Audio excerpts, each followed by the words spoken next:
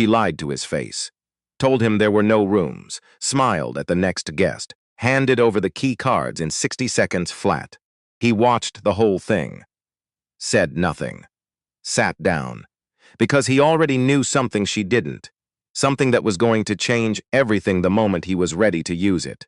2 days later, he walked back to that same desk, put his phone down, one document, one signature.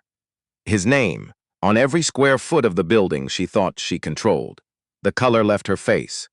And he hadn't even started talking yet. The first time Duran Halley got thrown out of a hotel, he was 19 years old and had done nothing wrong. That was the thing about it. Nothing wrong.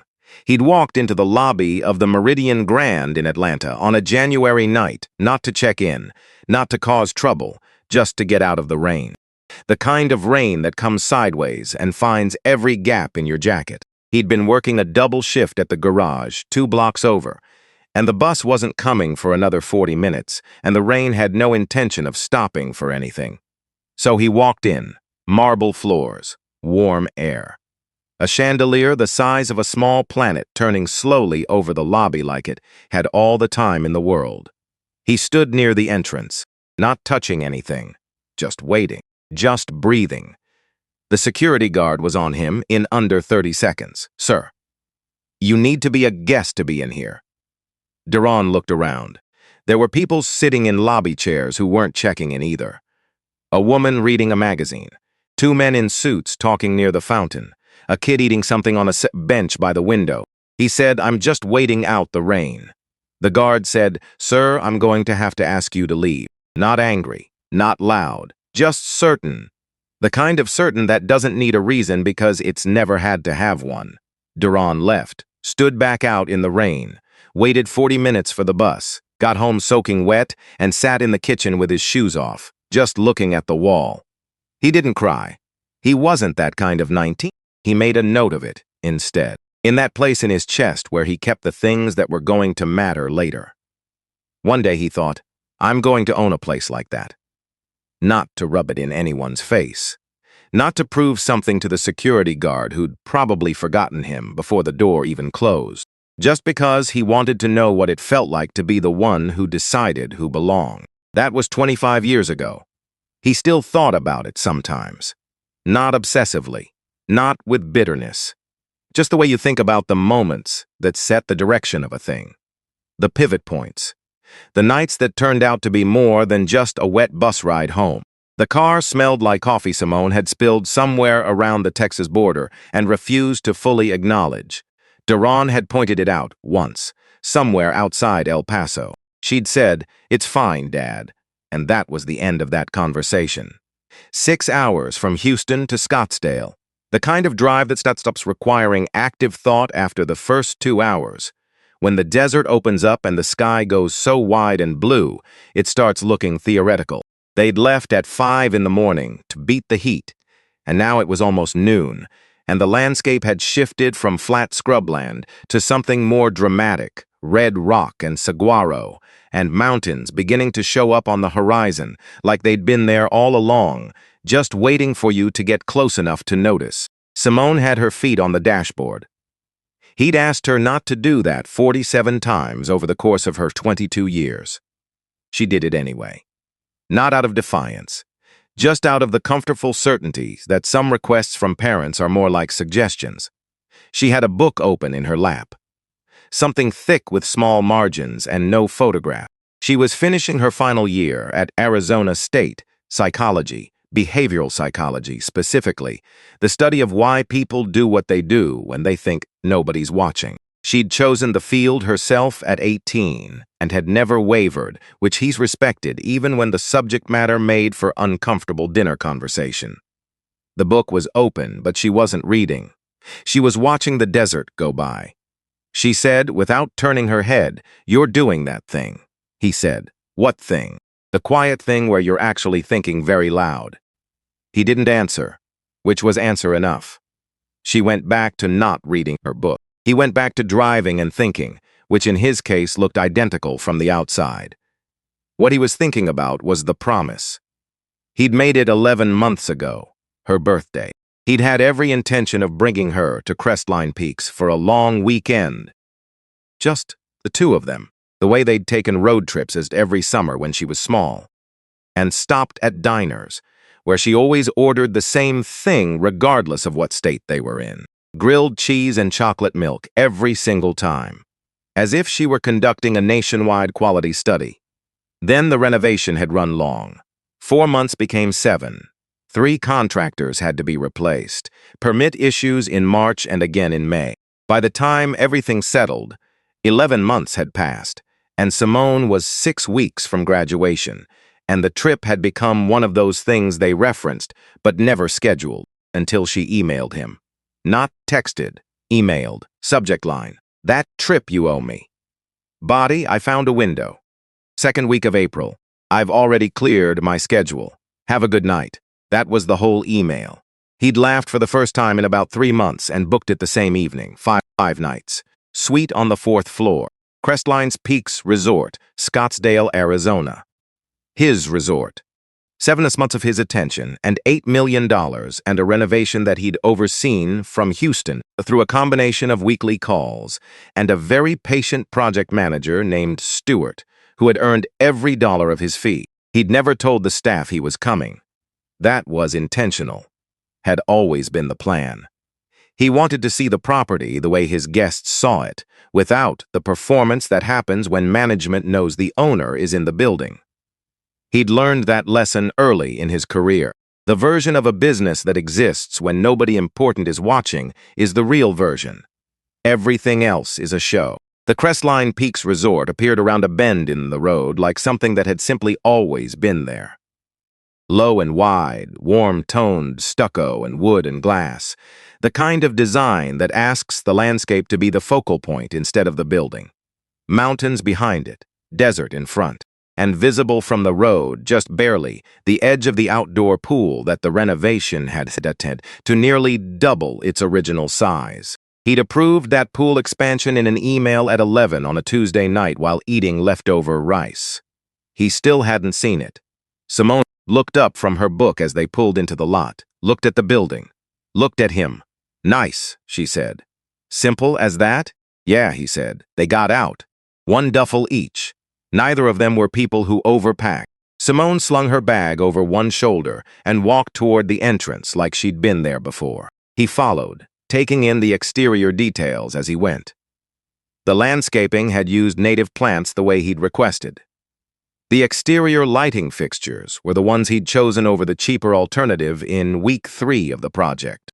The entrance canopy was new, clean lines, and it cast exactly the kind of shade it was supposed to cast in afternoon light. The small satisfactions of a thing that was built the way it was meant to be built. He held the door. The lobby was good. He hadn't been certain it would be good. He'd approved everything in it, every material and finish and piece of furniture.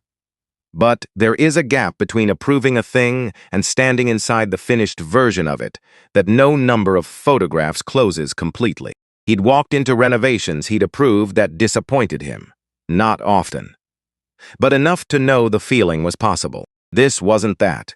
The water feature on the east wall was floor to ceiling, real stone, and the water came down in wide, quiet sheets that caught the noon light in a way that made the whole wall appear to be moving. The floors were warm limestone. The furniture was low and clean-lined without being cold.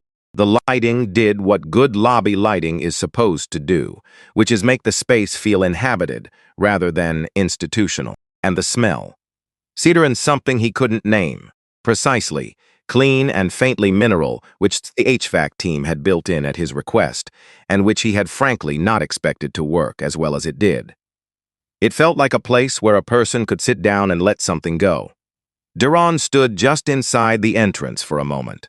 Not long, just long enough to let the space register properly. Simone was already walking toward the front desk. He followed. There were 3 staff members behind the counter.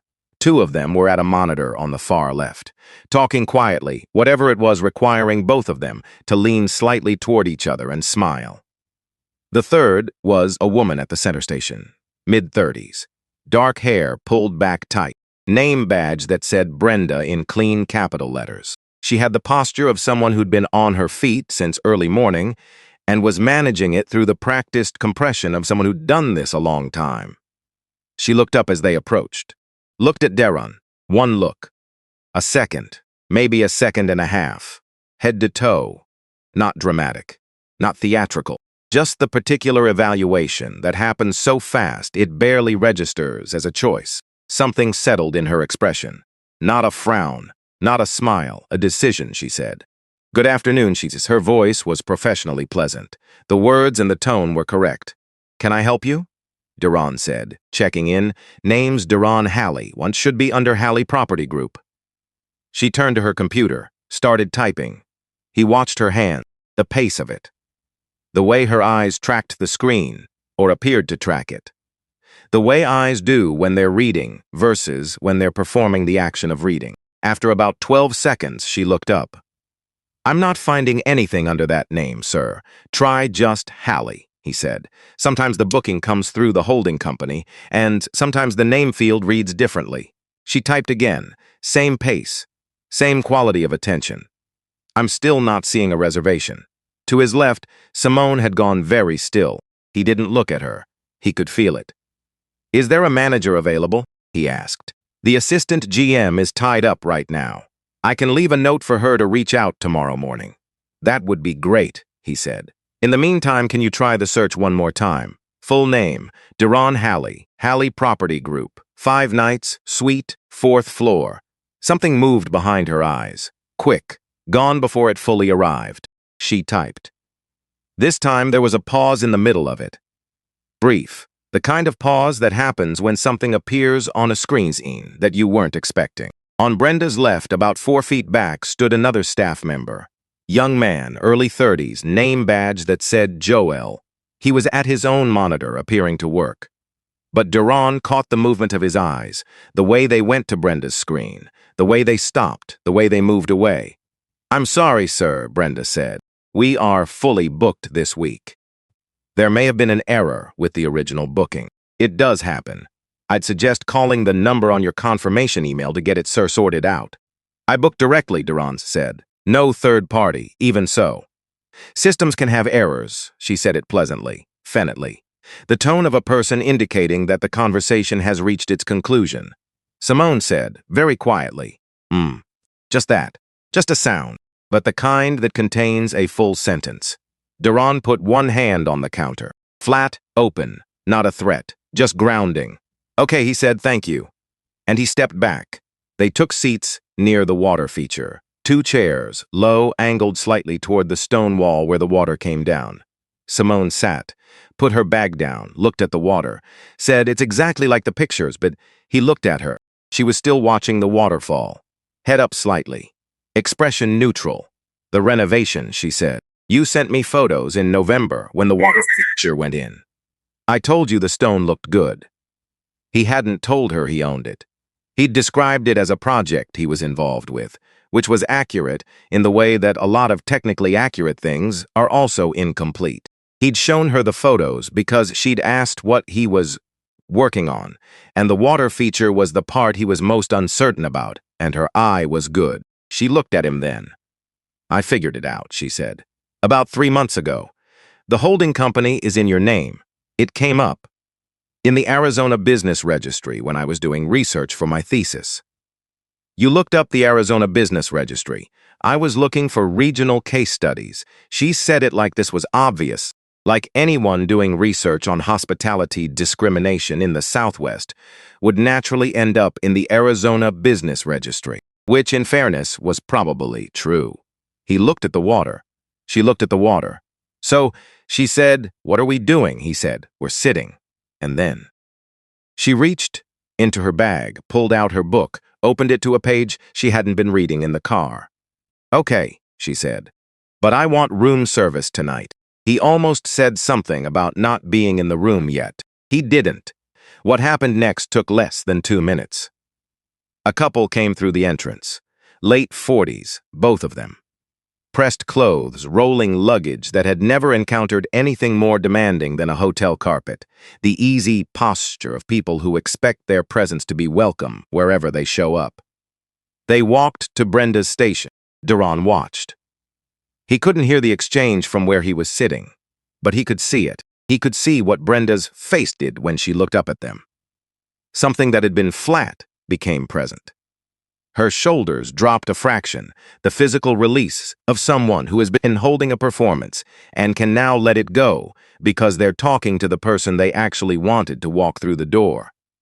She smiled, not the managed pleasant expression she'd given Duran, an actual smile. 60 seconds. Simone said it quietly, not to him, to herself, or to no one, just naming what she was observing. He counted too. 58 seconds from when the couple reached the counter to when they walked away with key cards in hand. Brenda had called over the bellhop before they even finished. The same bellhop who had passed within 10 feet of Duran and Simone twice, without making eye contact. The couple laughed at something, Brenda said. The bellhop moved their luggage like it was a privilege. Simone was watching over the top of her book, not pretending otherwise. She said, I want you to know that I am very calm right now. Me too, he said. He meant it. He was calm. The kind of calm that had taken him 15 years to build. Years of the Marine Corps. Years of learning that the most dangerous thing you can do when someone underestimates you is let them see you react to it. Because reaction hands them the narrative. Patience keeps it with you. He took out his phone and called Lynn. She picked up on the second ring. She always picked up on the second ring. How's the drive, she said. We're already there. Oh, you made good time. How's the property look? Really good. The water feature came out well. I'll tell the design team. Are you checked in? No, he said. I'm not. A pause. Not long. Lynn processed things quickly, always had. Okay, she said. The reservation under Halley Property Group. Can you confirm it's in the system on your end? He heard her keyboard. About 15 seconds. It's there, she said. Suite 412, 5 nights. Check in today. Check out Friday. You've got the Mountain View suite with the balcony they finished in January. Good. Do you want me to call the property? I can have this sorted in 2 minutes. No. Another pause. Duran. I want to handle it myself. How?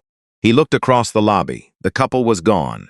Brenda was back at her monitor. Joel stood nearby, looking at something on his own screen with the focused attention of someone who is deliberately not looking somewhere else. I want to watch first, he said. I want to understand what I'm actually looking at before I move. Lynn said that is either strategic or stubborn. Can't it be both? With you, it always is. A pause. Don't let it ruin the trip.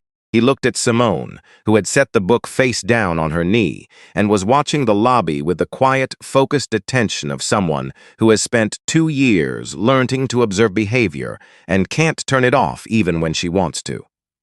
I'll try, he said. He hung up. They found a hotel 2 blocks away. A courtyard, nothing distinctive about it. But the woman at the front desk smiled at them when they walked in and asked if they needed help with their bags and meant it. She processed the booking in about 4 minutes and said, "Enjoy your stay the way people say it when they're not thinking about anything else." Duran noted that. Their room was on the 3rd floor, view of a parking structure, 2 beds. Simone sat on the edge of hers and kicked her shoes off and looked at the ceiling for a moment. So we're staying here tonight, she said.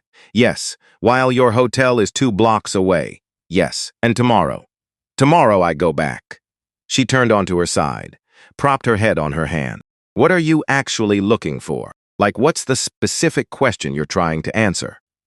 He sat in the chair by the window, looked at the parking structure, which was doing nothing interesting, but was something to look at while he thought. I want to know if what happened today was about me specifically, he said, or if it's about everyone who walks through that door looking a certain way. Simone was quiet. Because if it's about me, he said, that's one conversation and it ends there. But if it's not about you, then it's something that's been happening every day in a place I built. To people who came expecting to be treated like guests. She looked at him. The research on this is consistent, she said. Discriminatory service behavior in hospitality environments is almost never a single person operating alone. It's cultural. It spreads through teams and gets reinforced by management responses, or the absence of them. She paused. That's chapter 3. How's chapter 3? Honestly, really depressing. He almost smiled. She sat up, crossed her legs. For what it's worth, I think you're right to watch first. Most people react. You're building information. That matters. He looked at her, 22 years old, his daughter, who had his eyes and a precision about the world that had been entirely her own development. Nothing he'd taught her. She'd arrived at it herself. Go to sleep, he said. I'm not tired. Go to sleep anyway. She made a sound that was somewhere between agreement and protest and opened her book. He stayed in the chair by the window, looking at the parking structure, not seeing it, thinking about Atlanta, about a chandelier turning slowly over a lobby he had no right to stand in, apparently, about what he was going to find out tomorrow in a building where his name was on every piece of ownership paperwork, and his face had been looked at once and found lacking. He didn't sleep well. He never did in unfamiliar places. That was left over from years of waking up in locations where knowing your exact position before you opened your eyes was not optional.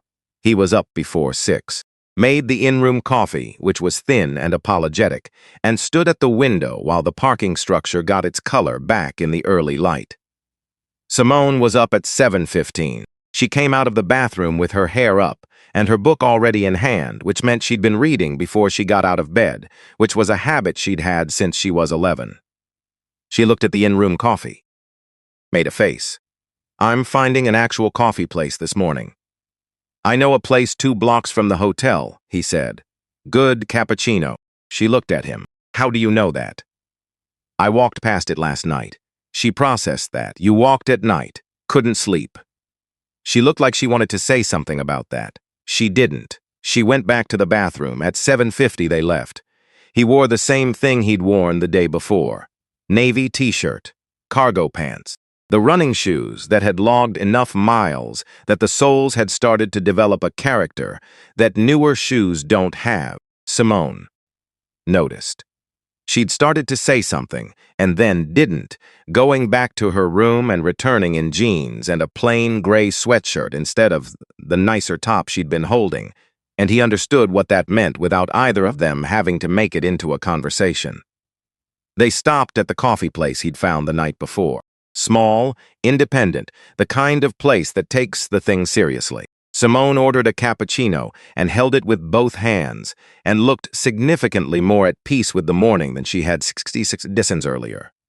They walked to Crestline Peaks. The desert morning was cool in the way that only lasts a couple of hours before the heat remembers where it is. The sky was pale and enormous. A bird was doing something complicated in a saguaro across the road. Simone said, "What are we doing today?" "Same as yesterday. Except I'm going to see the morning shift." She nodded. "And I do my thesis. And you do your thesis." She considered that. "My thesis is partly about exactly this," she said. "Discriminatory service patterns in hospitality environments. I've done observation hours, hotels, restaurants, retail spaces. I know what the data looks like from the outside," he said, but sitting in that lobby yesterday, watching it happen in real time to real people was different. She said it plainly, not dramatically. Just the honest acknowledgement of someone who studies a thing discovering that the distance between the research and the reality is not as comfortable as you thought it was. He said, "Yeah." She said, "The energy cost. That's the part that doesn't show up anywhere. Nobody writes in a review that they arrived tired because they'd spent 2 hours emotionally preparing for the possibility that someone was going to treat them like they didn't belong." He looked at her. "Write that in chapter 3. She almost smiled, but it didn't quite make it. The lobby at 8 in the morning was quieter than the afternoon version. Softer, the light coming in at a lower angle that turned the water feature from white to something closer to silver at its edges. A few guests with coffee heading toward the restaurant. A man at one of the lobby tables with a newspaper who looked like he'd been there since before the kitchen opened. 2 women in workout clothes coming in from the side entrance. Duran and Simone took the same seats they'd had the previous afternoon. Same line of sight to the front desk. He ordered coffee from the lobby cafe server, a young woman who smiled at him before he got to the counter and said, "Good morning," like she meant it as a real observation about the morning. Small thing. He noted it anyway. Simone opened her laptop. He watched the front desk. Brenda was there. Morning shift. She was behind the center stations doing something administrative, coffee near her right hand. She looked up when he settled into his chair, recognized him, and something moved through her face before she smoothed it back into the professional expression she kept at the surface. Joel was at the left station. He looked up briefly, then at his monitor, then back at Daron in the way of someone who has decided not to look somewhere and keeps checking to see if they've succeeded. A third staff member was a woman he hadn't seen before, late 20s, name badge that said Kara. He watched for 3 hours. He didn't look like he was watching. He looked like a man with coffee checking his phone occasionally. He'd learned in circumstances where it actually mattered that the most useful intelligence comes from people who've stopped performing because they assume you're not paying attention. And so he saw things. He saw a woman come in with a rolling suitcase, black, probably his age, good coat, the kind of composed competence that reads as professional, regardless of what she's wearing. She waited at Brenda's station for 4 minutes before Brenda acknowledged her. 4 minutes during which Brenda had time to refill her water, adjust something on her monitor, and briefly consult with Joel. When she finally looked up, she told the woman the room wasn't ready and she could check back after 3. 8 minutes later, 2 guests arrived. White, late 40s, dressed expensively casually. Brenda checked them in with the same words about rooms not being ready. But she offered to text them when it was available, took their number, and recommended the restaurant for brunch on the house while they waited. He wrote that down. Time. Who? What was offered? What wasn't? A young man, black, button-down, and slacks, came in with a printed confirmation. Joel handled that one. He asked for a second form of ID, which the man provided. Then asked for a credit card on file, which is standard. Then asked for a backup credit card, which is not. The man provided it without protest, the practiced patience of someone who has learned that making the request normal makes the interaction shorter. He wrote that down too. Simone, beside him, had stopped typing at some point. He noticed her eyes weren't fully on her screen. At one point, she said quietly, "The backup card. That's not in the policy." "No," he said.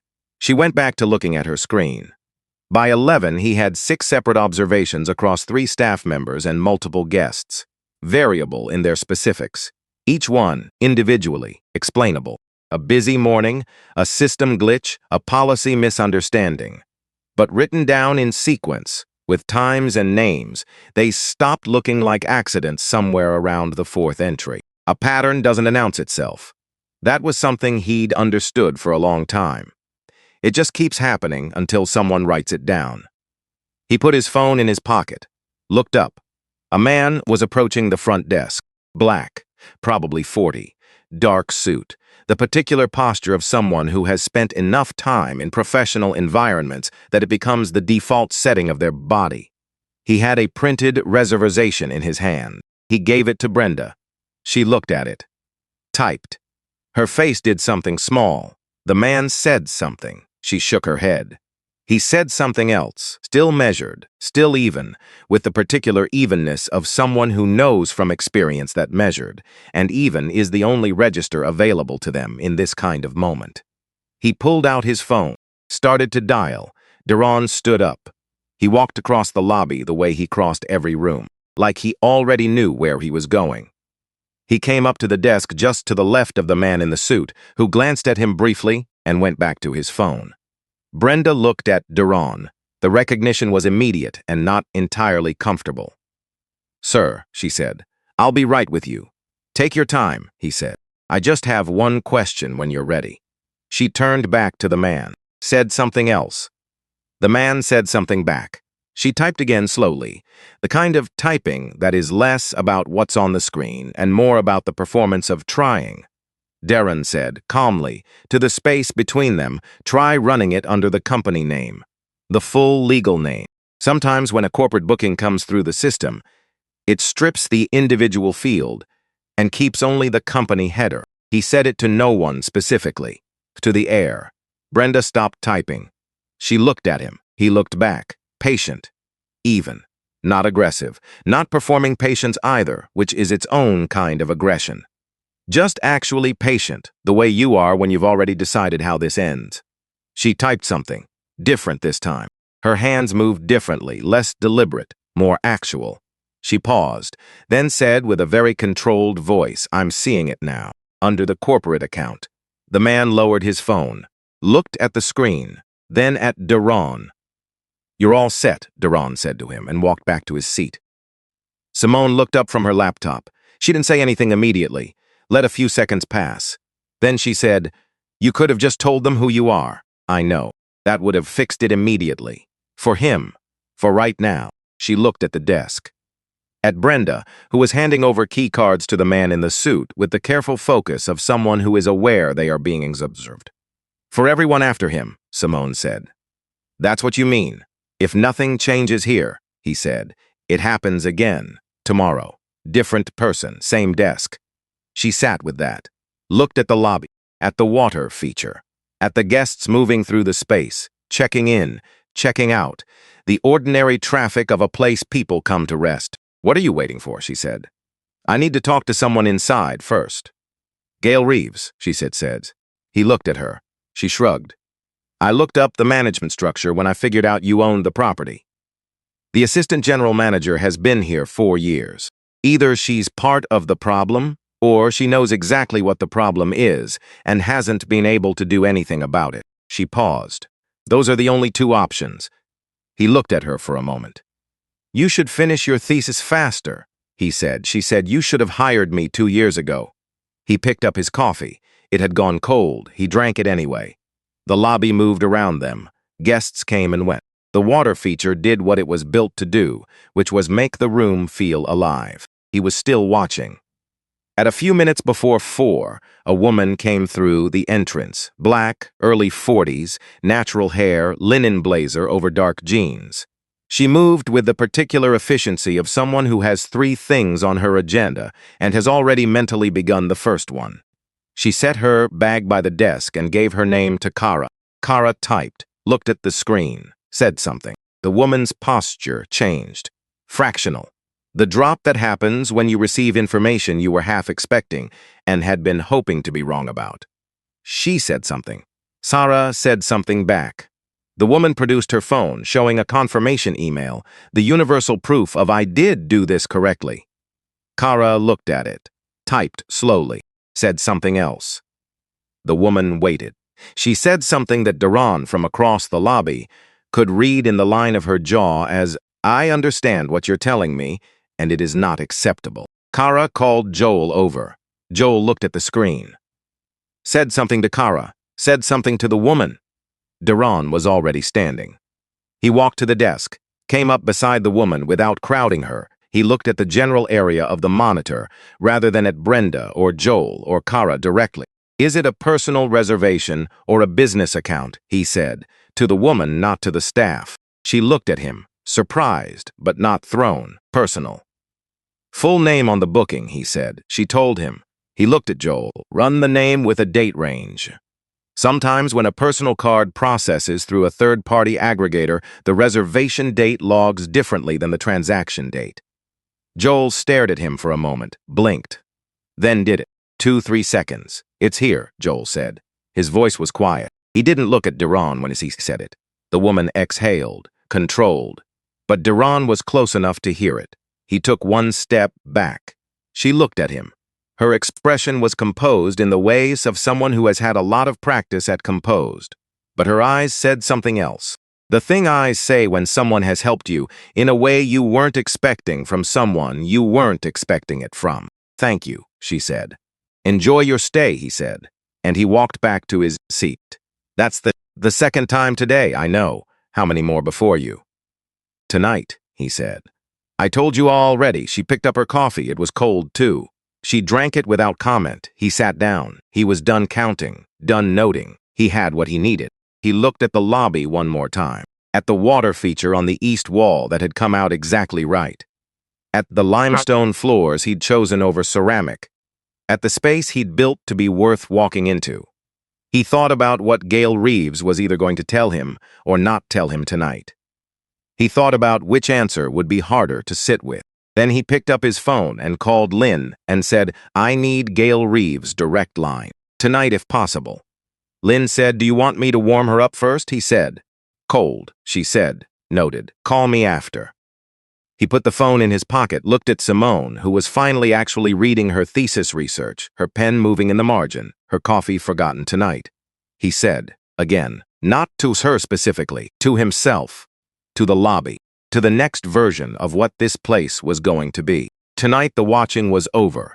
He was up at 5:15, not because of an alarm, he hadn't set one. It was just where his body landed when there was something unresolved sitting in his chest, something with weight and edges that his sleeping mind kept turning over until the turning became pointless, and he opened his eyes and accepted that this was morning now. He made the in-room coffee, stood at the window. The parking structure outside was still gray, the sun not yet high enough to give it color. He drank the coffee without tasting it, which was probably for the best given the coffee. He'd been thinking since around 2. Not in circles, not the anxious, repetitive kind of thinking that wears grooves in the same ground. The other kind, the kind that is really just listening to what you already know, letting it arrange itself into something you can use, what he knew. Brenda Marsh had looked at him once and made a decision. Not out of theatrical malice, not with any visible awareness that she was doing something she'd have to account for. Just a quick, practiced, completely ordinary evaluation that had been running in her so long it didn't feel like a choice anymore. It felt like perception. Joel's had seen the reservation on the screen and said nothing, for reasons that probably felt reasonable to him at the time, and were eating at him now. In 3 hours of observation, 6 separate guests had been treated differently based on how they looked. Not loudly, not dramatically, just consistently, in the small accumulated ways that each individual incident could be explained away while the pattern underneath couldn't. And nobody had stopped it. Not in the moment, not the week before, not apparently for a significant stretch of time that he didn't yet know the full length of. That was the part that kept him at the window at 5:15. Not the behavior itself, as enraging as that was. The behavior had a face. He'd watched it operate for 3 hours, and he understood its shape. It was the duration of it that sat in his chest like something cold. Because the behavior was too smooth, too practiced, too ambient. This wasn't a staff member having a bad day, or making an isolated error in judgment. This was a culture that had been running long enough that it had stopped feeling like a culture and started feeling like weather, just the way things are, just Tuesday. He had built that property, $8 million. 7 months. He'd approved every light fixture and every piece of furniture, and the water treatment system for the pool, and the cedar scent in the HVAC, and the limestone floors over the cheaper ceramic alternative. He had built something he intended to be worth walking into for everyone who walked into it. And somewhere in the gap between his intention and the daily operational reality of the place, something had gone wrong. Quietly, consistently, without anyone calling him to mention it. Or, and this was the thought he liked less, someone had tried to mention it to someone, and that someone had decided it wasn't worth the disruption. He needed to find out which one it was before he moved. He put the cup down, got dressed, same t-shirt, same cargo pants, same shoes, went to knock on Simone's door. She opened it in under a minute, which meant she'd been awake. She was dressed, hair up. She had a coffee in her hand with a logo on the cup that was not the in-room brand, which meant she'd ordered from somewhere on her phone before she got out of bed. She looked at him. "You didn't sleep. I slept some. You slept very little. That still counts." She handed him the second coffee she'd ordered. He took it. It was very good. He made a note to ask her later where she'd found it. She said, "Tell me where we are." He told her. The 6 observations. The pattern. What he was going to look for today. And the call he was planning to make that evening to Gail Reeves, which was either going to confirm what he suspected or open a door he hadn't anticipated. She listened without interrupting, which was one of the things about her he'd always respected.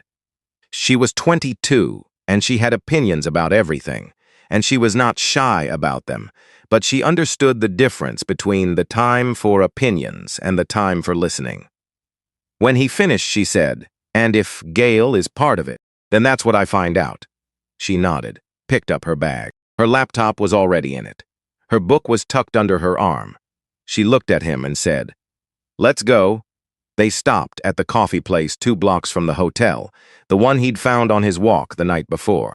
Simone ordered a cappuccino and wrapped both hands around it and looked considerably more prepared for the day than she had 60 seconds earlier.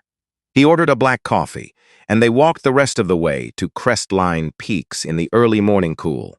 The desert air still holding its nighttime quality, dry and clean and indifferent. The lobby at 8 in the morning had a different quality than the afternoon version. Quieter. The light came in lower and caught the water feature differently, turning it silver at the edges instead of white. A few guests moving through, some toward the restaurant. One man at a lobby table with a newspaper who looked like he'd arrived before the kitchen opened, and was comfortable with that decision. 2 women in workout clothes coming through the side entrance. Mid-conversation, not looking at anything but each other. Duran and Simone took the same seats as the day before. The cafe server from yesterday was working. She recognized him before he got to the counter and said good morning like it was a genuine report on the morning rather than a script. He ordered coffee. Simone was already set. They settled in. At the front desk, Brenda was at the center station, Joel to her left. A woman he hadn't seen before at the right station, late 20s, name badge that said Kara. He watched. Simone opened her laptop, started typing. Her thesis, nominally, but he noticed her eyes weren't fully committed to the screen. The first hour was quiet in the way that made him wonder if he'd drawn too large a conclusion from a small sample. Normal morning traffic, check-ins, check-outs, a few questions from guests about restaurant hours and pool access, nothing that stood out. He sat with the possibility that yesterday had been an anomaly, or that the presence of the previous day's encounter had altered something in how the staff was operating. Then, at 9:11, a man walked in. Black, 50s, silver at his temples.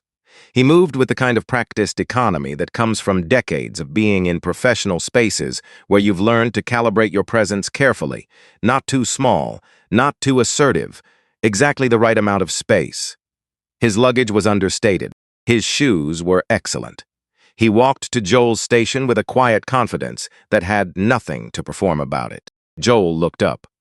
Something shifted in his posture. Small. The kind of physical adjustment that happens below the level of conscious decision. A slight stiffening, a recalibration, something that in a different context you might not notice, and in this context, Daron noticed immediately. The man gave his name. Joel typed. Looked at the screen. Typed again. Then told the man his room wasn't ready yet. The man said something. Measured. Reasonable. The posture of someone making a normal request. Joel said something back, gestured vaguely in the direction of the lobby seating. The man nodded, thanked him, went to sit down. Standard enough on its surface. Rooms not ready in the morning wasn't unusual. 8 minutes later, a couple came through the entrance. White, late 40s, the kind of casual clothes that cost more than most people spend on a week of groceries. They went to Brenda's station. Duran watched Brenda's face shift into a higher register of warmth from across the lobby, visible even at this distance. 2 minutes and 20 seconds. He didn't time it on purpose, just counted.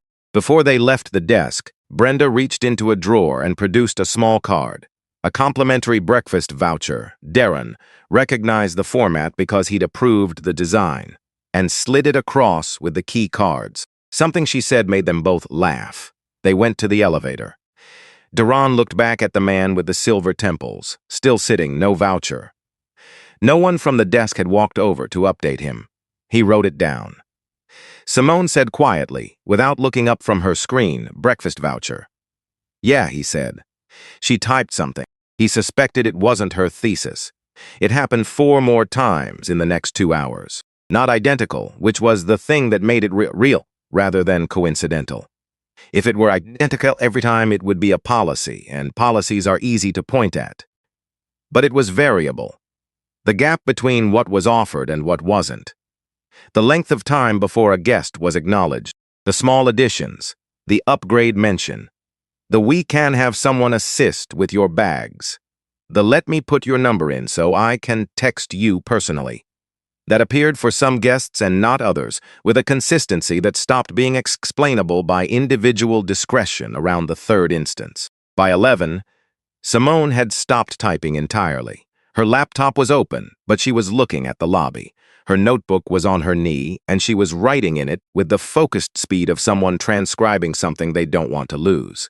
She said, "It's not just Brenda and Joel. No, Kara did it twice." She said it to her notebook rather than to him. The woman at 9:45 with the natural hair. And then again, about 20 minutes ago, the man in the blue jacket who asked about early check-in. "I saw." She kept writing, then stopped. Looked up at the lobby. At the water feature, at the guests moving through the space that he'd built to be a place where people arrived and felt like they could exhale.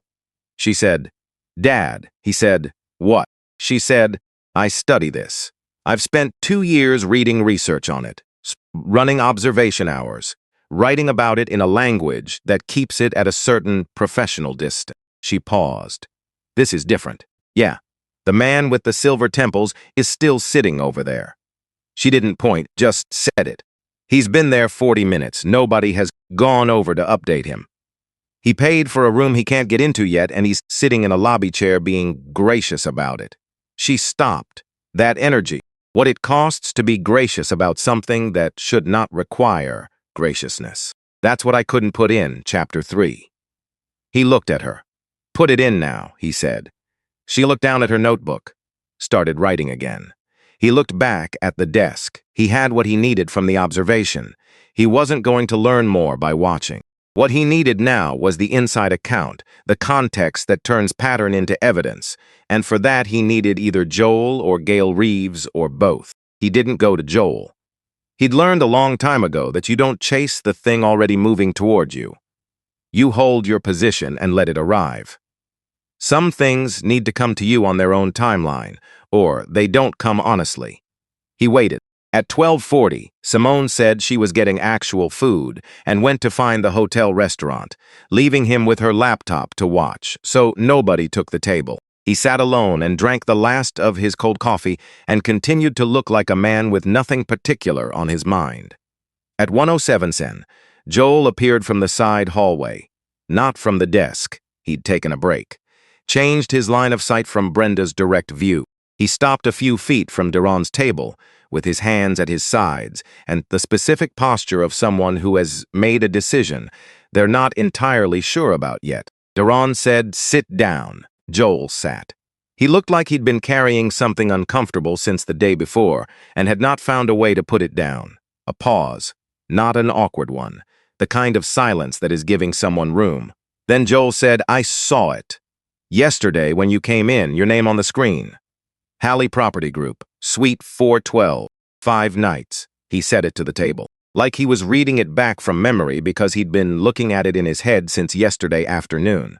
"I saw it, and I didn't say anything." Daron waited. Joel looked up. "I've been telling myself it was because I wasn't sure, that maybe I misread it. It was only on the screen for a second." He stopped. "But that's not the real reason, and I'm not going to sit here and tell you it is." "What's the real reason?" Joel pressed his hands flat on the table. "Brenda's been here 8 years. She knows Ray Stanton personally. I've been here 14 months. I still don't know if my position is permanent." He paused, "and I've seen what happens when someone pushes back. There was a server in the restaurant. He reported something 6 months ago. He's gone now. The stated reason was performance, but the timing." He didn't finish that sentence. He left it where it was, which said everything. "What did the server report?" Duran said. Joel said he told the restaurant manager that guests were being reseated when they requested to move away from certain other guests. Away from black guests, specifically. He'd documented 4 instances, brought it to management. 3 weeks later, he was terminated. "What's his name?" "Andre Webb." Joel said it like he'd been waiting for someone to ask. Duran took out his phone, typed the name. He looked at Joel. I need you to write down everything you've seen in 14 months, not just yesterday. Everything that felt wrong, felt off, felt like something you looked away from. Dates if you have them, times if you remember. Guest descriptions where you can. He paused. I'm not asking you to confront anyone. I'm not asking you to do anything visible. Can you do that? Joel said. What are you going to do with it? Fix it. Joel looked at him. Really looked at him for the first time since he'd sat down. Like he was trying to determine what category of person this was, and what that category meant for what he was about to decide, he said. Who are you? Duran said, write it down first. Simone came back 20 minutes later with a sandwich and a look that said she'd clocked that something had happened in the chair across from him. She sat, unwrapped the sandwich. Said, you talked to Joel. He told her about Andre Webb. She set the sandwich down, wrote in her notebook. A retaliation termination for reporting discriminatory reseating, she said. That's a different layer. Yeah, that means someone made an active decision to protect the behavior. Not just allow it, protect it. She looked at her notes. Who signed the termination paperwork? I don't know yet, but you're going to find out tonight. Tonight, he said. She picked up the sandwich again, ate for a moment, then said, I've been sitting here thinking about something. Tell me. She said, the research on bystander behavior in workplace discrimination contexts shows that people like Joel, people who witness something wrong and don't intervene, aren't usually bad people. They're people in systems where intervention carries a visible cost and non-intervention carries no cost, or at least no immediate cost. She paused. The cost comes later, when they have to decide who they are. He said he came over. She said he came over because you gave him a reason to. Because you helped that man at the desk yesterday without asking for credit for it and without announcing who you were. She looked at him. You made intervention look like something a person could just do, like it was available. He hadn't thought about it that way.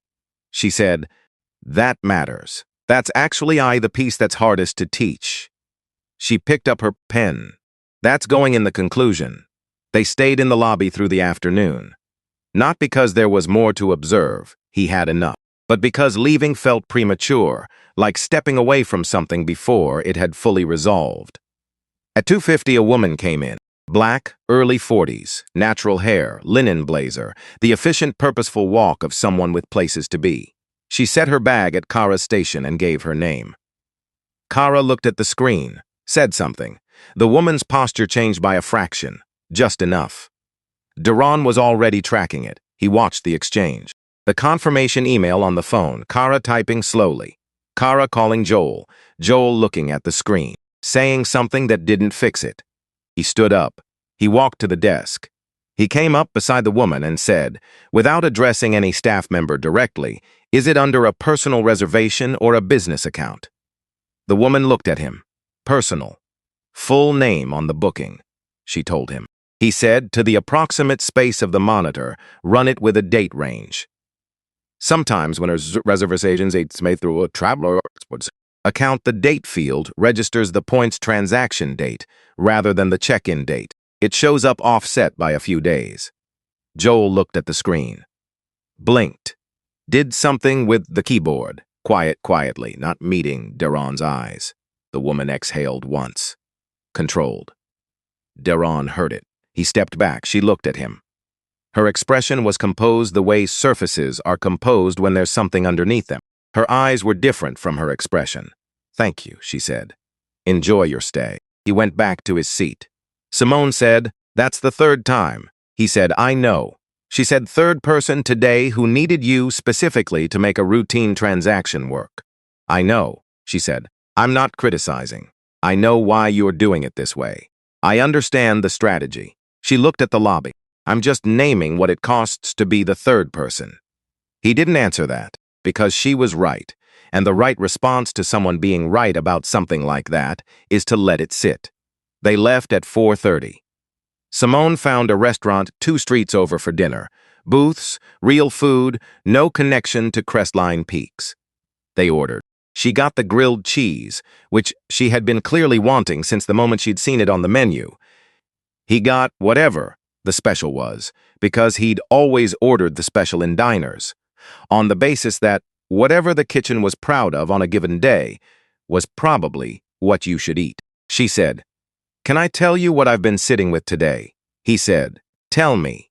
She said, "I've been thinking about all the people who went through what I watched today and didn't have you in the lobby, who went up to their room alone with the weight of it and had nobody to call and no folder of 12 reports to point to and no recourse that didn't cost them more energy than they had left." She set her fork down. "That's the majority. That's almost everyone." He said, "Yeah." She said, "I want the work you do in the next few days to matter for them, too. Not just the people you could intervene for directly." He said, "That's what I'm trying to build toward." She said, "I know. I just wanted to say it out loud." They ate for a while in the comfortable quiet that they'd been building for 22 years. Then she said, "What do you think Gail Reeves is going to tell you?" He said, "I think she's going to tell me she already knows and that she's been trying to do something about it and hitting a ceiling she can't get past." Why a ceiling and not indifference? Because someone who was indifferent wouldn't last 4 years in a building like this one, with the thing I watched today happening around her daily. You either become part of it or you fight it or you leave. She's still there. He paused, which means she's either fighting it or she is it. And I don't think she is it. Simone said, "What makes you say that?" He said, "I watched how she moved through the lobby today. Twice I saw her on the floor. Both times she clocked the interaction happening at the desk before she was close enough to intervene. And both times something went through her face that wasn't comfortable." Simone looked at him. "You notice a lot," she said. He said, "It's not a gift, it's a habit. 15 years of situations where not noticing had consequences." She was quiet for a moment. Then she said, "I'm glad you're on my side." He almost smiled. Almost. He paid the check and walked back to the hotel and stood outside for a minute, looking at it, at the warm light through the lobby windows, at the property he'd built from a different version of itself, at what it had become while he wasn't watching. Then he took out his phone and called Gail Reeves. She answered on the third ring. "This is Gail. Careful. Measured." The voice of someone for whom unexpected calls were rarely good news. "Ms. Reeves, my name is Darren Halley. I'm the owner of Crestline Peaks Resort. I'm in Scottsdale. I'd like to meet with you tonight if you're available." A pause, longer than the pause before it. The kind of pause that has something complicated happening inside it. Then she said, "Mr. Halley." "Yes." Another pause, and in it he heard something he hadn't expected. Not surprise exactly. Something closer to recognition. The sound a person makes when a thing they've been waiting for has finally, after a long time of waiting, shown up at the door. She said, "I can meet you in 45 minutes. There's a seating area on the second floor that should be empty this time of evening." "That works, Mr. Halley." "Yeah," she said. "I have things I need to tell you," he said. "I thought you might." The second floor seating area was small and quiet and looked out over the pool through a wide window. The pool lights were on. The water was turquoise, in the way that only happens with the specific treatment system he'd approved. And seeing it in person for the first time, he thought it had been the right call. Gail Reeves arrived on time. 49 years old, the file had said. Dark hair going silver at the temples. A face with the particular quality of someone who has spent years making sure less shows on the surface than is happening underneath. She sat down across from him, put a folder on the table between them. "Before you start," she said, "I want you to see this first." He looked at the folder, looked at her. She said, "I've been filing internal reports about service conduct on the front desk team since last June. Specific incidents, dates, guest descriptions where I had them, staff members involved, what happened and what should have happened instead." She paused. 12 reports in 9 months. He opened the folder. The first report was dated June 14th of the previous year. 1 page, clearly written.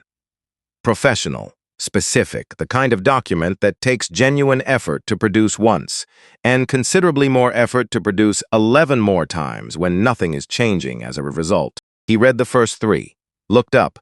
"Who did these go to?" "Ray Stanton, regional director, every time."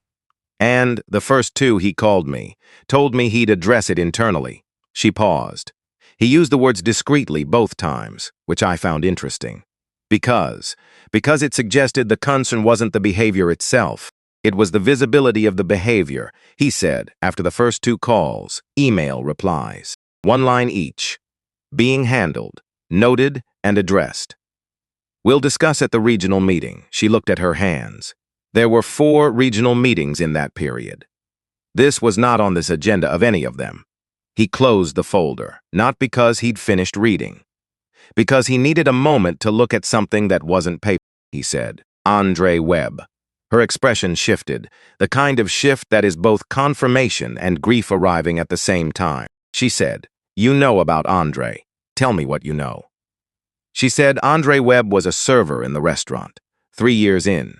Good employee, consistent, well-liked by guests.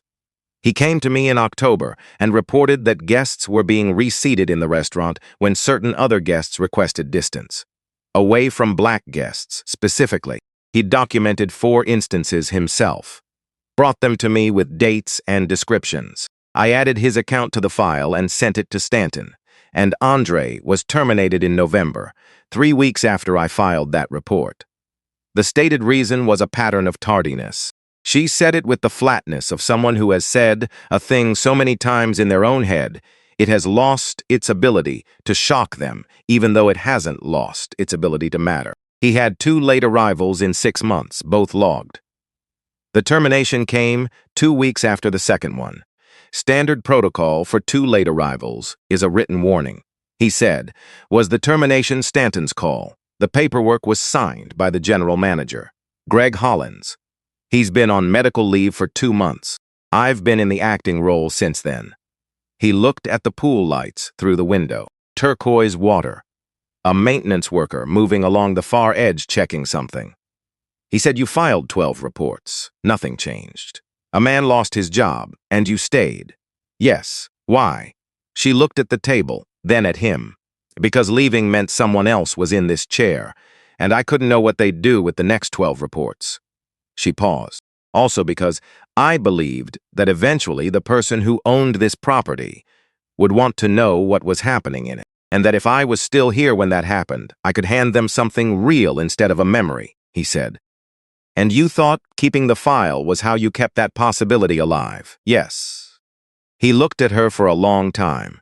She didn't look away, he said. What do you need from me to do your job without a ceiling? She blinked, once. The small adjustment of someone recalibrating to a question they'd been hoping for, but had stopped letting themselves expect, she said. Authority to make staffing decisions without routing through Stanton. Done. Ability to implement service protocols without a 3-month approval chain. Done. She paused, and Joel Carver. He came to see me this afternoon after his break. Told me he'd spoken with you. What did he say? That he wants to testify. Her voice was careful around the word, like she recognized that Joel had chosen it deliberately, and it deserved to be handled with the same deliberateness. About what he's witnessed in 14 months. She looked at him. He was scared. He came in anyway. Duran thought about that for a moment, a 31-year-old man with 14 months on the job and uncertain ground under his feet, who saw something wrong and chose silence and then chose differently. Protect him, Duran said. She said, I intend to. He said, I'm going to need the contact information for Stanton's supervisor at the regional level. She said, I have it. He said, I figured. She almost smiled. Not quite. He said, you did good work. She said, it didn't feel like it. He said, I know, but it was. Every report, every date, every name. That's what makes accountability possible instead of just theoretical. He paused. It matters. She nodded. He stood. She stood. He left the copy of the folder on the table because he wanted her to see that he'd read it, that it was real, that it hadn't disappeared into another 2-word response. He took the elevator up. Stood in the hallway outside his room. He stood there for longer than he needed to, just standing. The hallway was quiet. The carpet was the one he'd approved in week 2 of the renovation, and it was holding up well. This was his building, his renovation, his name quietly on the paperwork. And in it, for at least 9 months, probably longer, people had been coming through the lobby and leaving with less than they came for. Because of what they looked like. Because the culture of the place had calcified around a set of assumptions that nobody above Gale's level had been willing to disturb. He let himself feel the full weight of that, not as a performance, not because feeling it would change what happened next, but because it was true and true things deserve to be felt before they're acted on. Skipping that step, going straight to the action, was how you ended up efficient but hollow. He felt it. Then he took out his phone and called Simone. She picked up on the first ring. He said, "It's bigger than I thought." She said, "How much bigger?" He said, 12 reports over 9 months. A fired server who reported discriminatory receipting. And a regional director who received every single one and replied with 2 words, silence on the line.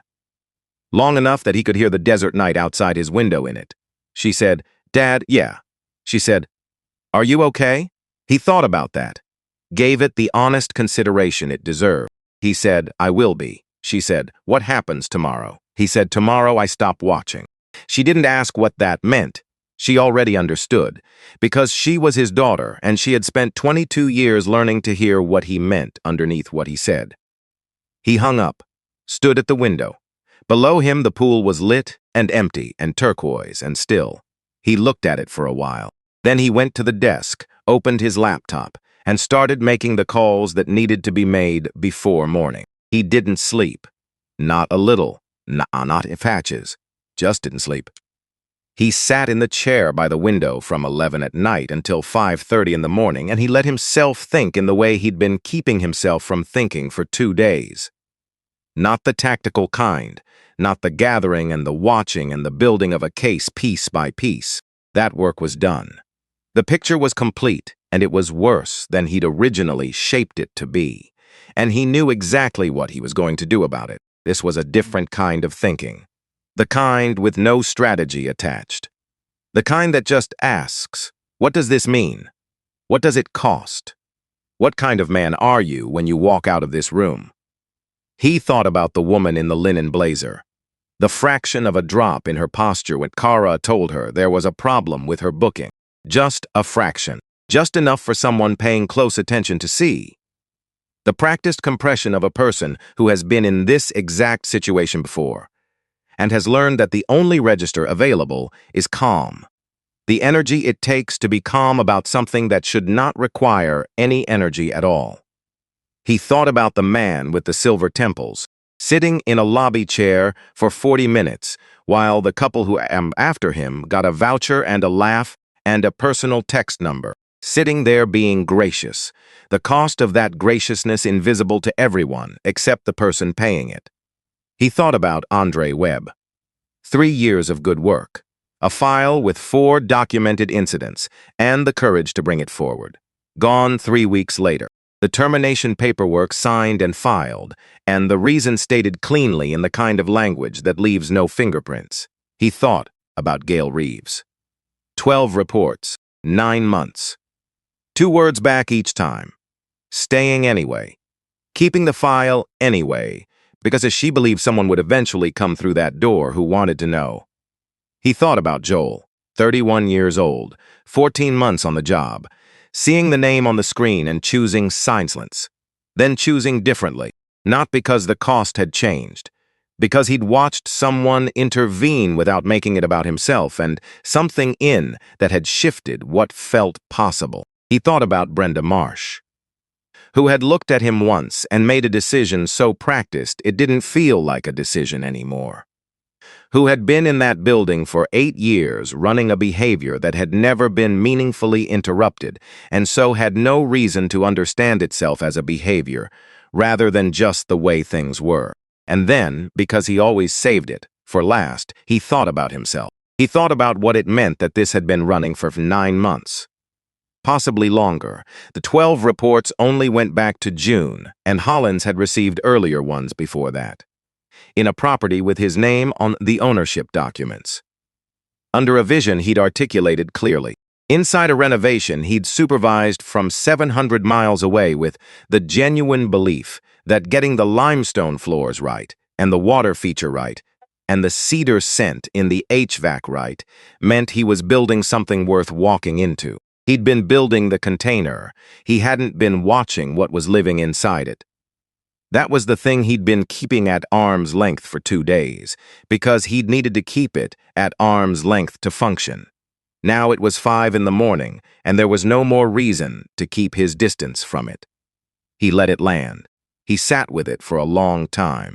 The desert night outside the window, doing what desert nights do, which is be enormous and silent and entirely without interest in anything happening indoors. He thought about Atlanta, about January rain, about a boy who stood outside a lobby looking in and made himself a promise about what he was going to build. He'd built it, and without his knowledge, without his consent, it had become a version of the thing he'd built it against. Not through one dramatic act, through 1,000 small ones that nobody had found it worthwhile to stop. The sky started going pale at the edges around 5:15. Quiet and gradual, the way desert sky begins its days without announcement, as if it simply decided to try again. Deron stood up, put his jacket on. He knew what he was going to do, had known since he'd hung up with Simone last night and opened his laptop and started making calls. The shape of it was clear. The order of it was clear. What it was going to cost in various currencies he also understood. He was ready. He knocked on Simone's door at 6:40. She opened it in under a minute, dressed, hair up, coffee in hand from wherever she'd found to order it. She looked at him the way she'd been looking at him since she was about 15, which was with the particular attention of someone who is reading more than your face. She said, "You didn't sleep at all." He said, "I thought instead." She said, "Productive?" He said, "Yeah." She handed him the second coffee she'd ordered. He took it. It was very good, same place as yesterday. She'd remembered his order. She said, "Tell me the plan." He told her, all of it. Brenda suspended pending investigation, not terminated. The investigation decides. Joel as primary internal witness with Gail's protection in writing. Gail with full operational authority. No Stanton routing, effective this morning. Patricia Lowe redirected from Phoenix, where she'd been for a different property, arriving late morning. Letters to Walter Fenn and Douglas Briggs from his attorney, requesting written explanation of their decision to overrule Stanton's termination recommendation 6 months ago. Not a threat. A question with weight behind it. Simone listened without interrupting. Then she said, "And Andre Webb." He said, "I'm calling him tomorrow morning before we leave." Lynn found him. He's been at a restaurant in Tempe since December. She said, "What are you going to say to him?" He said the truth. What happened? What's changing? That the report he filed in October didn't disappear, that it's part of what made this possible. She was quiet for a moment. Then she said, "That matters. Maybe more than any of the other thing." He said, "I know." She said, "Are you ready?" He said, "Yeah." She picked up her bag.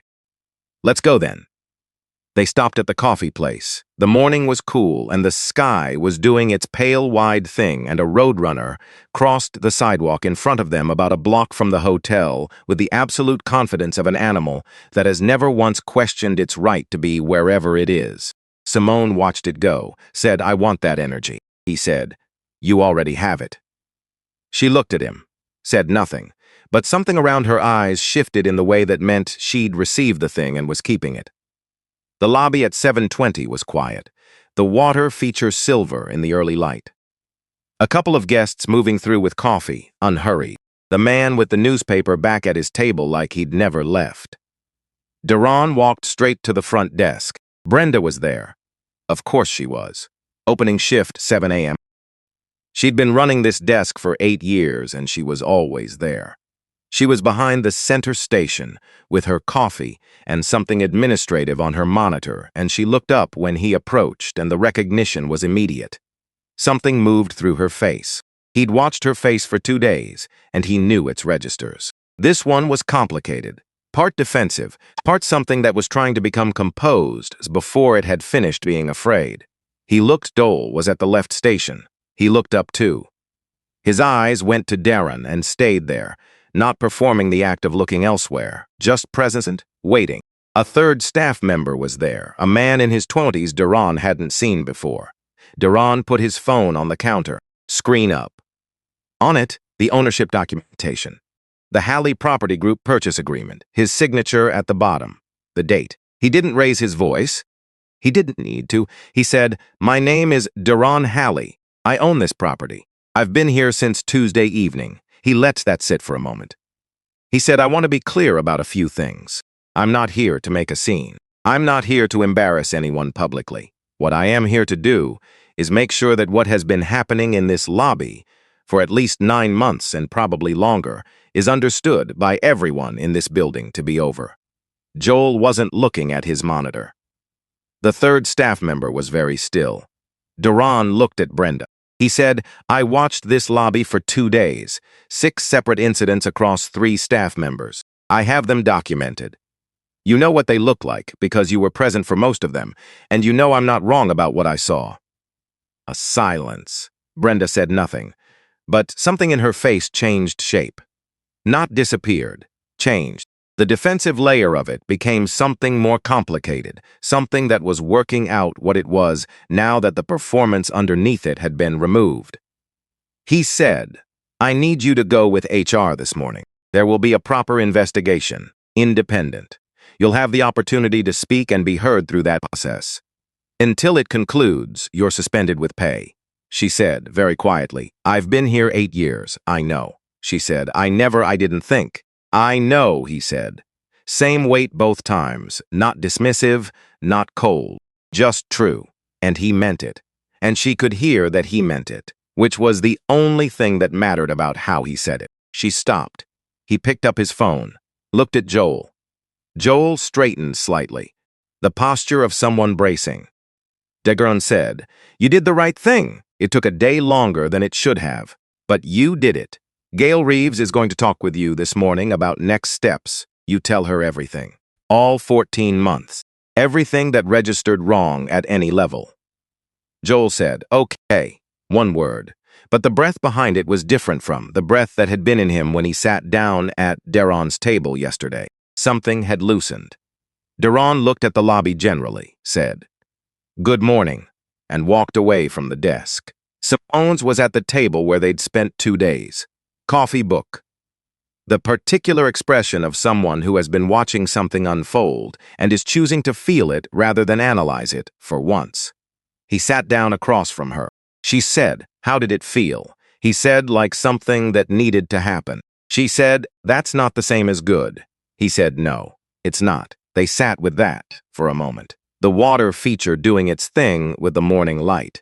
She said, "What happens to Brenda?" He said, "That depends on what the investigation finds and how it compares to what she says about it.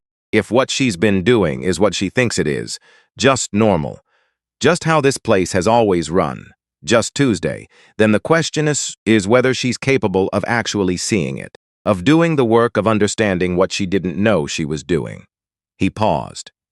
"If it's something else, if it's deliberate in a way the investigation makes clear, then it's different." Simone said, "You're leaving that door open," he said. "I'm trying to be fair." She said, "I know you are." She looked at the desk, at Joel back at his station, moving differently than he'd moved yesterday. At the third staff member who had gone back to his work, at the space behind the center station that was now empty. "I keep thinking about all the people who didn't have you in the lobby, who went through what I watched for 2 days and got on the elevator alone with it and had no one to call and no folder of reports to point to and no recourse that didn't cost more than they had left to spend," he said. "Yeah," she said, "that's the part I'm going to carry." He said, "Me too." Patricia Lowe arrived at 11:08. Lynn had texted him, "She's pulling in." He'd moved to a chair near the lobby entrance so he could see her come through the door. He wanted to read her in motion before they sat down together. She came through the entrance the way people who've spent decades in hotels come through hotel entrances, reading the space automatically, adjusting to it, clocking things at the edges of her attention, while her main attention was already on the next thing. Medium height, gray blonde hair, practical cut, blazer over dark pants. She spotted him before he moved and crossed the lobby with the directness of someone who doesn't need a lot of preamble. She extended her hand, Mr. Halley. He shook it. Ms. Lowe, thank you for coming. Thank you for calling. She sat, looked at Simone briefly. Simone gave a small nod and took her book to its chair at a comfortable distance. Patricia said, I've been briefed. Lynn sent me the summary this morning, and I spoke with Gail Reeves on the drive from Phoenix. She looked at him directly. 12 reports over 9 months. 2-word responses from Stanton. A server terminated 3 weeks after filing a discrimination report. And 2 days of direct observation from the property owner, confirming a consistent pattern of differential service treatment. He said, that's accurate. She said, I also read the reports Gail filed before June, the ones that went to Hollins before she started routing them to Stanton. He said she was filing before June. She said she was filing internally from February. 14 months ago, Hollins received the first one in February, and the subsequent ones through May before Gail redirected to Stanton. 14 months. The number landed with a specific weight. He'd been thinking 9 months. The real number was 14, he said, and Hollins, she said. Hollins has things to answer for when he returns from leave. That's a separate process, but it will happen. She folded her hands on the table. I want to be straight with you, Mr. Halley. I've been doing this work for 22 years. I started as a front desk clerk, and I've been in every role between that and where I am now. I've seen service culture problems in properties. Some are recoverable. Some need more significant restructuring. She looked at him. This one is recoverable, but only if it's done properly, not quickly. Properly. He said, what does properly look like from here? She said, what you've already started is right. Suspension pending investigation, witness protection for Joel, operational authority to Gail. Those are the correct moves in the correct order. What I add is an independent audit of service data over the past 18 months. Room assignment records, upgrade offer rates, complaint logs, resolution times by guest, everything. We find the pattern in the numbers because numbers are harder to argue with than eyewitness accounts. He said, good. She said, and I'm calling Stanton today, this afternoon. He said, I want to know what he says. She said, I'll give you a summary. He said, I want the actual conversation recorded, a pause. She looked at him, then said, I'll see what I can arrange. He said, that's what I'm asking for. She nodded once. Said, there's something else I want you to know. Before we get into the mechanics of all this. He said, tell me. She said, I've been aware of Crestline Peaks as a property for about 2 years, since before the renovation. I flagged it to my own supervisor as a location with a cultural pattern worth monitoring. But I didn't have standing to intervene directly because the ownership wasn't engaged, and the regional director wasn't escalating. She looked at him steadily. You being here changes everything about what's possible. Not because of your authority, though that matters. Because it means the person who built this place actually wants it to be what they said they were building. He said, it should have been that from the start. She said, yes, but the start isn't available anymore. We have now, he said. Then, let's use it. Ray Stanton called at 2:53. Deron was in the courtyard off the east side of the lobby, a small garden space with flagstone and native plants that had come out better than he'd expected. He'd come out here to be somewhere without ambient lobby noise, he answered. Stanton said, Mr. Halley, this is Ray Stanton. I understand we have a significant situation at Crestline Peaks. The voice of someone who managed things professionally and was currently managing this. Deron said, we do. I want to say first that I take full responsibility for my responses to the reports from Gail Reeves. What I gave her was inadequate. I should have acted differently. Deron said, why didn't you? A pause. The kind that has a decision inside it. Stanton said, honestly? Deron said, please. Stanton said, there was pressure from 2 board members to maintain what they called the property's demographic profile. Those are their words. They communicated it as a business priority, and I didn't push back the way I should have. Deron said, their names. Stanton said, Walter Fenn and Douglas Briggs. He already had them from the documentation Lynn had sent. He wanted to hear Stanton say them. He said, Ray. Stanton said yes. He said, Gail Reeves sent you 12 reports in 9 months. One of them included a documented account of a server being terminated 3 weeks after he reported discriminatory behavior. You replied to each report with 2 words. Stanton said yes. He said, Andre Webb lost his job. A silence that was longer than the others. Stanton said, I know. Duran said, I need a written account from you. Everything you received, every response you gave, every conversation you had with Fenn and Briggs about this property. Patricia Lowe has already requested it officially. I'm requesting it personally, so you understand that I'm going to read it myself. Stanton said, I understand. Duran said, and Ray. Stanton said, yes. He said, I'm not interested in making an example of anyone. I'm interested in understanding the complete sequence of what happened so it doesn't happen again, here or anywhere else, under your oversight. Whether you're part of fixing it going forward is a separate question. But the fix is happening regardless. Stanton said, I understand. He paused. For what it's worth, I did look into your background before I took this regional assignment. I know why you built this property. I know what it was supposed to mean. Duran said, then you know why this specific failure is one I'm not willing to leave half addressed. Stanton said yes. He hung up, stood in the courtyard for a while. The native plants around him were the kind that didn't announce themselves. Scrubby, low, not dramatic. But built precisely for what this desert did to things through summer. Built to last in conditions that looked hostile from the outside. He thought that was not a bad thing to be. At 4:15, he found Simone at the pool. She'd finally, after 2 days of walking past it, actually used it. She was on a lounger at the far end with her shoes off and her book in her lap, and her face tilted toward the sun with the expression of someone who has given themselves permission to stop processing for 20 minutes and simply be somewhere. He pulled up the chair beside her. She said without opening her eyes, how did it go? He said, it went. She said, is it done? He said, the beginning of it is done. She opened one eye, looked at him. The beginning. He said, the investigation takes weeks, the data audit longer. The board members and Stanton's accountability don't resolve today. What resolved today is the immediate situation, the structure of what comes next, she said, but you started it, yeah. She closed the eye, turned her face back to the sun. Good. They were quiet. The pool moved slightly in a breeze. Somewhere across the water, a young man was attempting to stand on a stack of pool noodles with absolute commitment and zero success, and the kind of energy that suggested he had been trying for a while and was not planning to stop.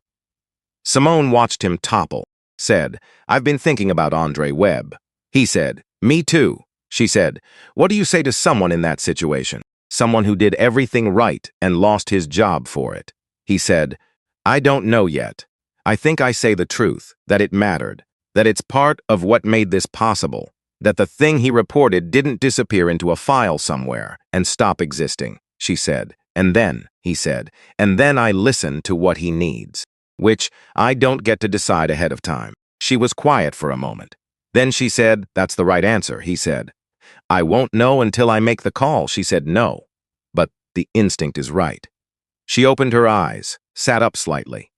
I want to say something, he said, say it. She said, you did something this week that I think is genuinely hard to do. You found out something damaging, about something you built and cared about, and your response wasn't to blow it up in a way that was satisfying in the moment. And it wasn't to minimize it and protect yourself from what it cost to look at directly. She looked at him. You just decided to fix it, quietly, in a way that has a chance of actually holding. She paused. Most people don't do that. Most people react or deflect. You built the response before you had the complete picture, and then you followed it the whole way through. He said, the core teaches you something about response under pressure. She said, I know, but this wasn't that kind of pressure. This was the kind where the easy thing and the satisfying thing were the same thing. Announce who you are the first night. Make a scene. Let it resolve publicly and dramatically. She paused. You chose the harder thing every single time it came up. He said, the harder thing is usually the one that lasts. She said, I know.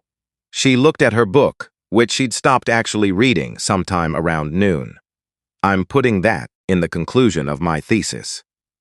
The part where I'm supposed to talk about what the research means for people who actually work in these environments and have to make decisions in real time.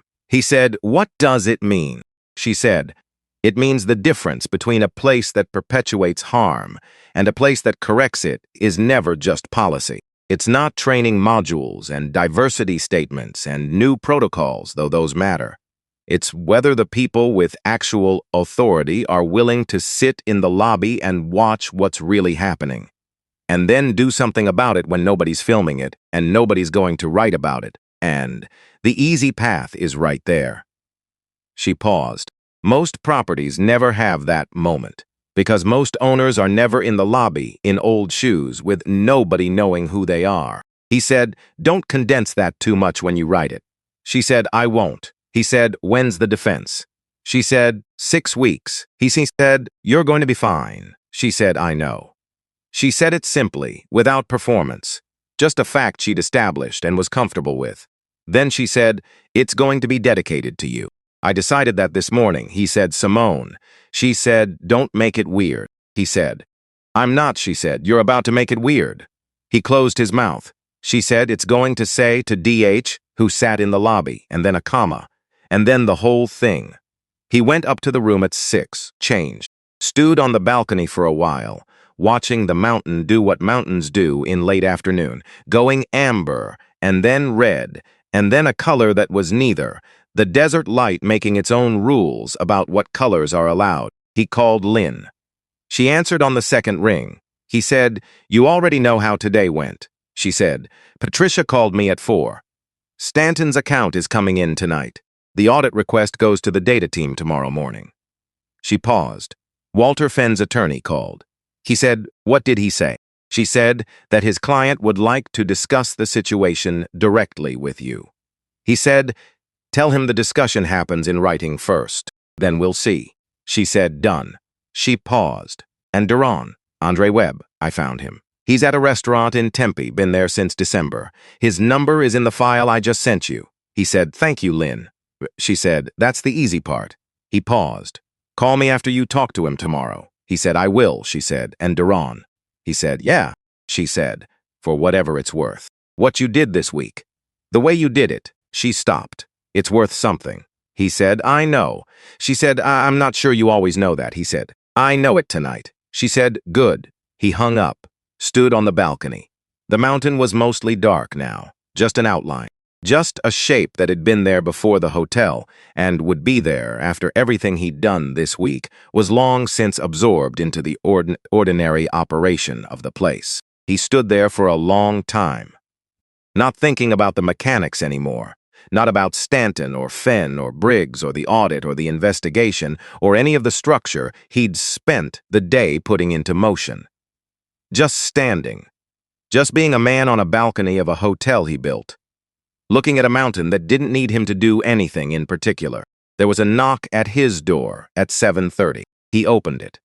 Brenda Marsh was in the hallway, not in her work clothes, dark jacket, jeans, no name badge. She looked smaller without the desk between them, not physically. Just the particular quality a person has when the professional architecture around them has been removed and they're standing as themselves. She said, "I know I'm not supposed to. I asked Gail if I could speak with you. She said it was your decision." He stepped back from the door. She came in. Didn't sit. He didn't either. They stood in the middle of the room, the mountain dark through the window behind him. She said, "I've been in my car for 2 hours trying to decide whether to do this." He waited. She said, "I want to say something, and I need you to know I'm not saying it to change anything. I'm not here to try to change what happens." She looked at him and held it.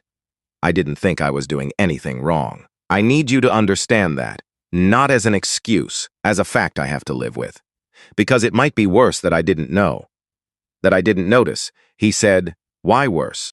She said, "Because if I had known, if I had consciously decided to treat people differently, I could at least tell myself that somewhere inside me I understood it was wrong." She stopped. "But I didn't think about it. I just did it. Like it was the weather. like it was just how things were in that building. He said, "Where did you learn that?" Not as an accusation, as a real question. She blinked. He said, "Where did you learn that that was just how things were?" She thought about it, really thought about it.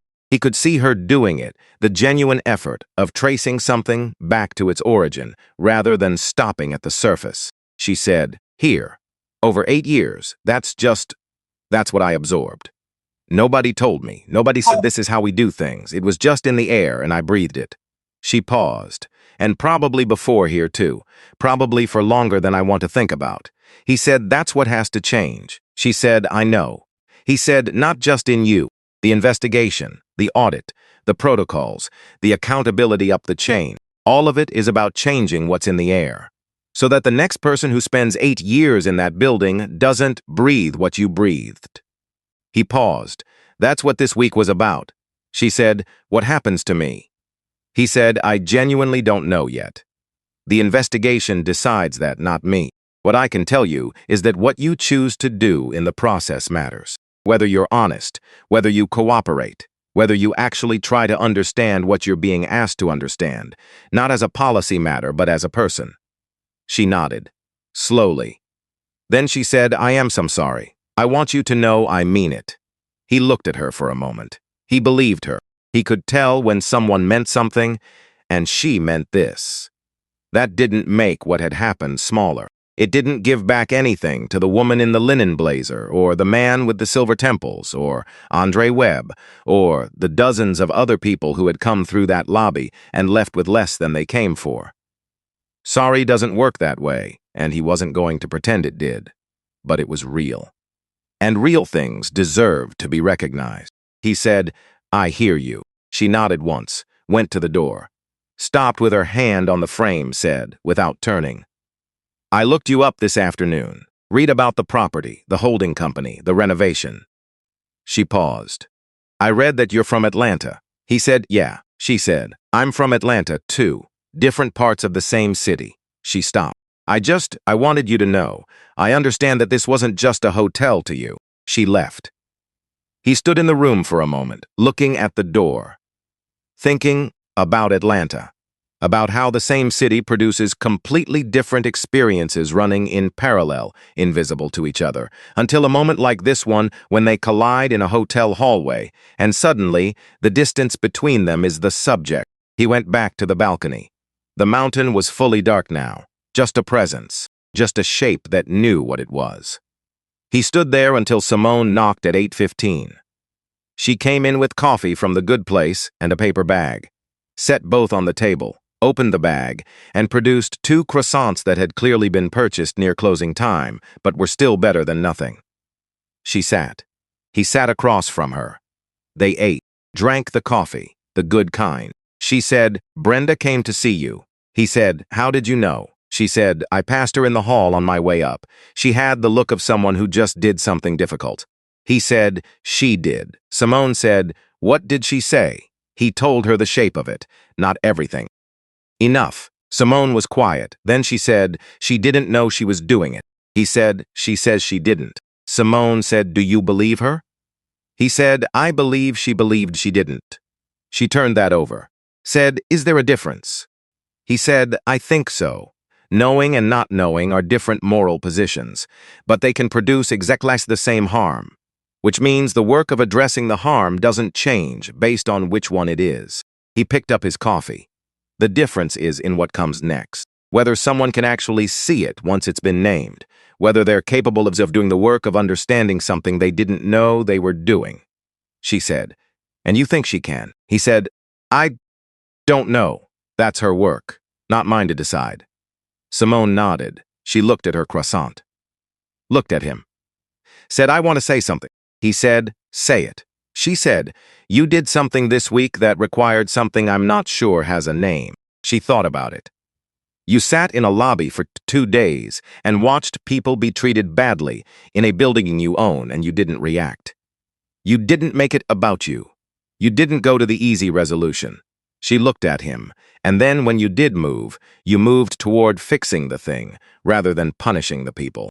Those aren't the same direction, and most people can't hold both at once. He said, the punishment is part of the fix sometimes. She said, I know. But you knew the difference between which part was which. She paused. I've been thinking about how to write the conclusion of my thesis, and I think what I've been missing is that. The thing that makes the difference between a place that talks about being better and a place that actually becomes better. She looked at her notebook. It's whether the people with authority can distinguish between accountability and revenge.